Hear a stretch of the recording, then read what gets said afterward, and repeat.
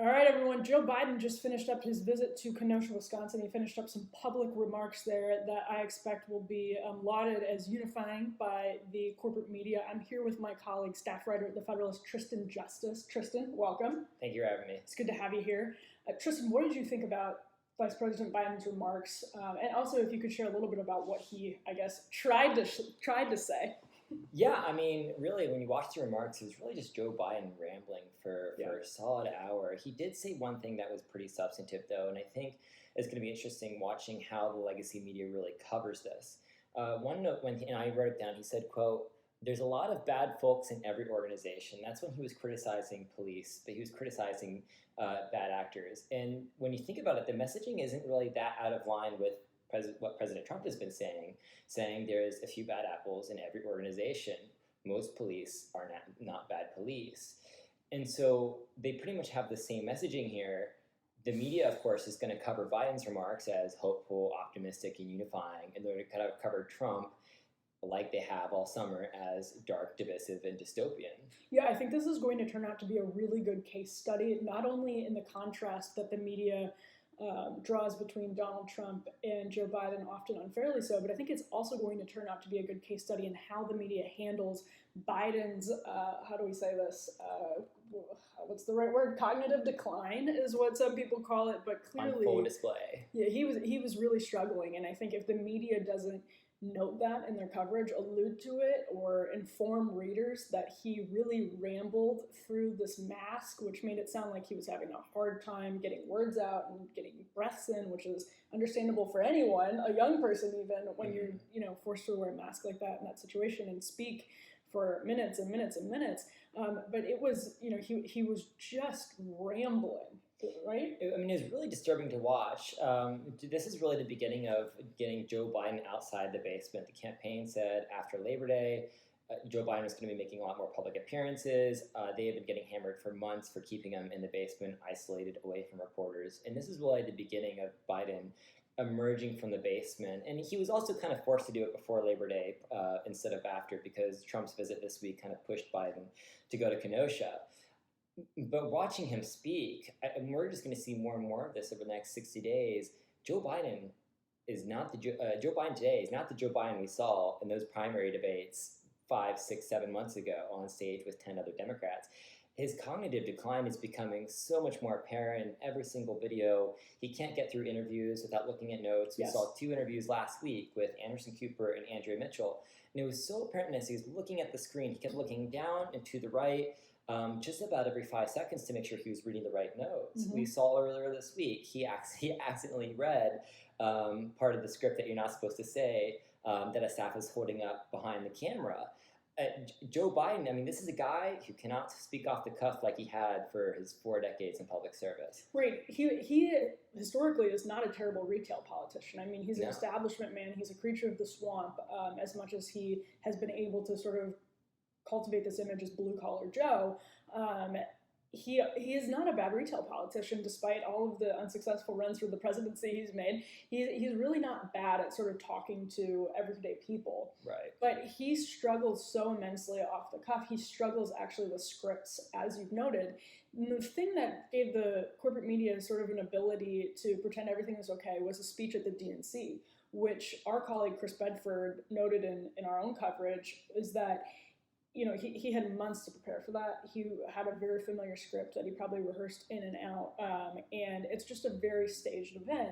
So I think it's absolutely fantastic that Joe Biden was able to get through that speech. It's great for the country in case he becomes president.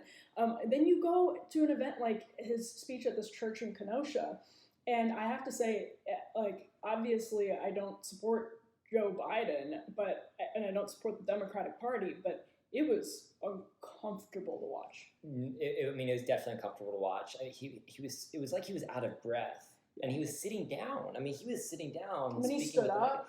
And he stood up, and it was awkward, and it was uncomfortable, and it was just so clear that he was exhausted by a single trip to Wisconsin. Let alone he's going to be, if he's president, he's going to have to be traveling around the world on an incredibly difficult schedule. Whereas we're seeing him as a candidate, he can't make one trip to Wisconsin without being tired and out of breath. I mean, granted, he's 77 years old. his cognitive decline is on full display, and we saw that especially today. Well, let's talk about what the substance of his speech was, what we were able to sort of glean from what he was talking about. He met with Jacob Blake's family. Yeah. He was speaking at an event with faith leaders, and he has called for the officer who shot Jacob Blake 7 times in the back to be charged, which is different from what the Republicans have done. Tell me what you think about that, strategically, that move on Biden's behalf. Yeah, well, I think it just highlights the importance of the current social justice movement that we're seeing in this election. Look, the people out protesting, this is the Democratic Party's base. And so no matter how justified any shooting of any person is and that we're going to see publicized, we know what side the social justice warriors are going to take, and we know what side then the Democratic Party is going to have to take. So politically, I mean, Joe Biden had to come out and condemn the shooting, maybe with the Blake family in this political stunt. But and Margot Cleveland, one of our contributors, wrote a terrific piece on this, why Jacob Blake's shooting was justified. And you can go read it at our website. That's the headline. It just outlining why the police use of force was justified in that moment. And, you know, I'm not even prepared personally to say that it was justified, but at least as Margot's piece highlights, there's evidence that it was. And I think that's what Republicans are trying to say is that, listen, we're reserving our judgment about whether or not this use was justified until we have an investigation and the facts come out. But I guess to your point, Biden and Kamala Harris would have a hard time going to Kenosha without doing that. Right, and this is largely consistent with how conservatives behave and think all the time. Let's take a step back for a minute. Let's put a hold on things. Let's not rush too quick to judgment. But that's what we're seeing with this current movement and moment in climate. There's this rush to judgment on every single shooting without any nuance, any extra context. I mean, George Floyd, for example, he had fentanyl in him. I mean, and we know from recent court documents showing that he had a potentially lethal dose of fentanyl in him when the officer had his knee on his neck in Minneapolis. So there's so much extra context to these shootings that we really need to take in before we rush to judgment and condemn these police officers as evil agents of the state. Yeah, and it's amazing to see how social media is able to strip everything of its nuance and make these things into instant controversies before, you know, whether it's George Floyd or Jacob Blake, something that does look enormously objectionable on screen and may indeed prove to be. Also, always turns out to have more nuance that, you know, the officers were aware of X, Y, or Z, or, you know, something else, despite what it looks like, could have caused the tragedy. And it's just difficult to litigate these things in the social media environment that we're in. Another thing I think that we should touch on in terms of Joe Biden's visit to Kenosha is that Kenosha is in a district in Wisconsin, the first district that Paul Ryan represented for years, that voted for Joe Biden in 2008. It voted for the Obama-Biden ticket in 2008. White working class, immigrant area, and it kind of those populations combined.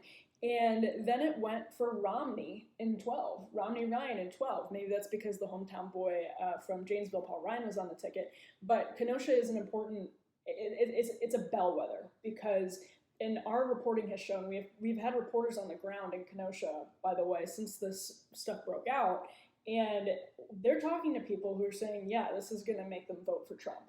And that's been in other outlets, whether it's the New York Times, or I just read a quote in the Milwaukee Journal-Sentinel.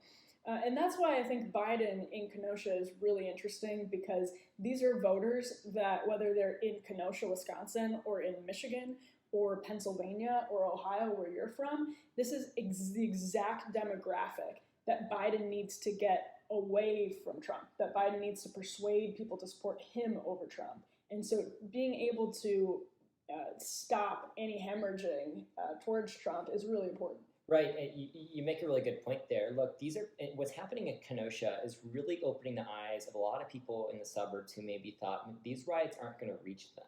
They're not going to reach their doorstep. I mean, Kenosha's not Kenosha is not a major city where we've seen big riots in the past. No, it's 100,000 people. It's not like New York or here in DC or Chicago or a major urban city center. This is a blue collar city. And now the fact that these riots have erupted on these people's front porches has got to be terrifying to a major part of the country, and the exact part of the country that Biden has to win over and the Democrats have to hold on to if they're going to beat Donald Trump this November. And we're seeing the polls change and the Democrats panic on this. And this is why Joe Biden went to Wisconsin this week, and this is why some of the media are not shying away from the violence as much as they were. I mean, they absolutely are covering it up still, and we saw CNN last week change their chyron, and then they wrote a chyron, quote, fiery but peaceful protest was a literal chyron on CNN like Tuesday morning on the 5 a.m. But look, Democrats are starting to change their tone on this, and it's largely because what's happening in Kenosha is scaring a lot of the people who they need to win over this November. Yeah, and we're talking about this right now in terms of horse races, and it's really much broader. This is about, of course, there are serious conversations to be had about police brutality and about mental health and about the looting and the rioting, and on top of all of that, this gets to talking about the horse race of this event, the horse race of the 2020 election, and how it's sort of dealing with these major cultural explosions. It's about the transformation of our culture as well. So Joe Biden having to navigate this sort of tricky political area, speaks to something so much broader about the rapid leftward lurch of our culture, and that's something that we're going to continue to focus on. Thank you so much for tuning in. This is The Federalist. Make sure to subscribe. I'm Emily Jashinsky. He's Tristan Justice. We'll see you next time.